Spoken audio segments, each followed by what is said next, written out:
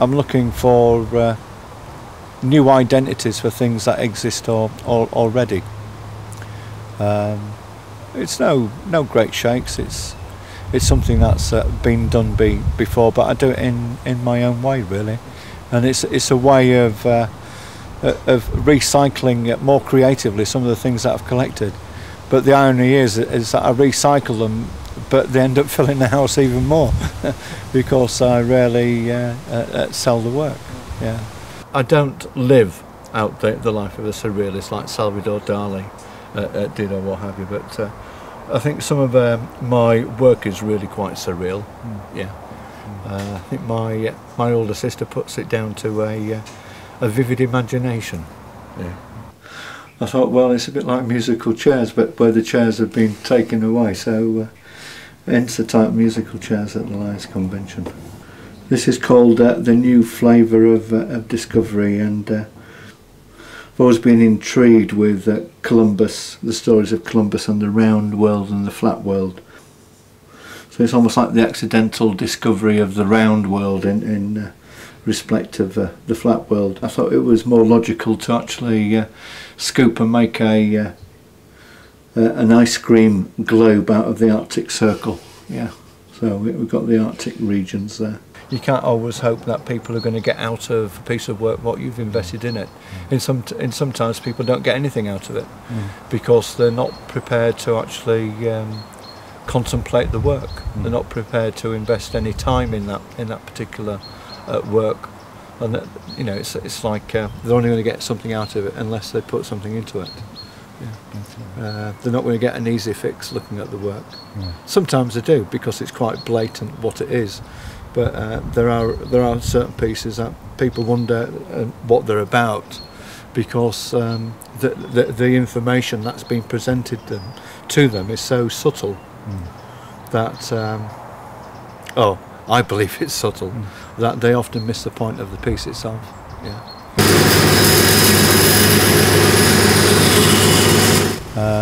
I'm made in a variety of different ways.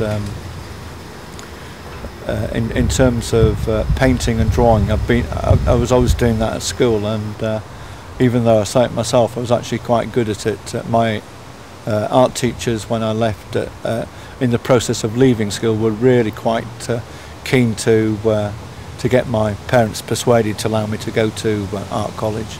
That didn't happen. I really went along with their wishes and got a trade behind me, and I spent 4 years as an apprentice engineer. Quite a lot of the skills I've acquired in manipulating machinery have actually played their part in the construction of my work, really. For this one to work, the spectators actually got to be able to look round it, and I don't really know how it came about, but it's the piece is titled "The Narcissus Brothers in Transit," and Narcissus enjoy looking at it, fell in love with his own reflection, and this piece is all about the duality of reflections, really, and occasionally the confusion that it can cause. I mean, one of the people I often quote is Wordsworth, and the way that he uses words, and people can readily appreciate some fairly surreal word, and they come up with a new meaning. I wandered lonely as a cloud. I mean, how surreal is that? Yeah, but people can appreciate that, and in the same way, if they can appreciate that, I think they can actually, well, hopefully, I think there's room for them to be able to appreciate my work, in that a poet will use existing words, put them together to come up with something new. Those words wouldn't normally go together, like I wandered lonely as a cloud, quite surreal. In the same way, I'm using everyday objects. I still would like those ready-made objects to still retain their original identity, but in some cases be married to other everyday objects and come up with a new meaning to them. The seashell piece that I've been working on, there's lots of references to what's going on nowadays, really. There's a lot of violent images in there, but because they're put together in such a way maybe because we're dealing with toys, toy soldiers and things like that, that people actually relate them to childhood and what have you, but I'm actually relating them to more like wartime undercurrents there, really. Yeah. No matter how assiduously I try to keep the place tidy, it always ends up being pretty much a junk hole. Yeah, because we've got that many drawers that I just can't help myself. I need to be surrounded by objects. National art of hoop turning and wood carving in the matchbox, and we've got this lady here who's carving some little ark animals, and there's a chap here who is on a wood turning lathe. Nice little box that I picked up from Greece. It was out in the hotel gardens, and comes from a particular place in Greece, but I think it was used for sweets. Found this ostrich egg already painted golden, really quite thick.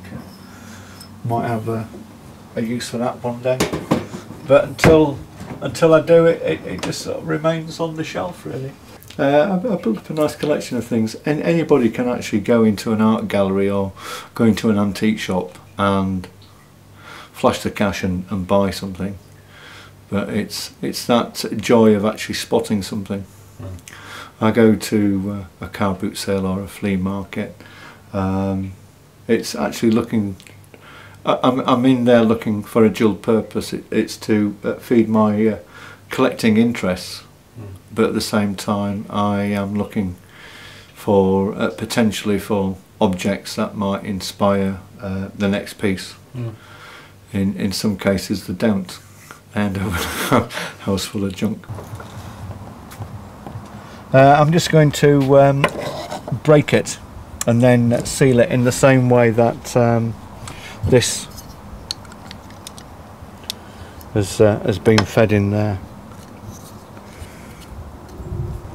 It's meant to be an incorporation of different ideas, different measures that help us control our lives. A little bit of a homage to Marcel Duchamp, who was pretty taken by the fact that somewhere underground in Paris, in a temperature controlled room, there's a metre length of metal which is supposed to be the official French metre. Yet if the room temperature rose by degrees, it would actually make that little bit of metal to that little fraction longer. I quite like that reference to measurement. Almost need something in the middle, don't I? Green, amber, red for go. If you make things, those things should be made to be seen. Yeah. I'm not really bothered about those things should be made to be sold. Yeah. I've never had an issue with that. I've always produced the work that I've wanted to produce. I've never actually compromised with my work. I've never changed it to make it more saleable. I've never made it so it's easier to make, so I could charge less for it. It's a bit like a ransom, really. I'd rather keep it. I honestly would, David, rather keep the work than let it go for a pittance, really. Yeah. I get more pleasure out of looking at the work, or as you said earlier on, that maybe I revisit it and change it, which I have been known to do.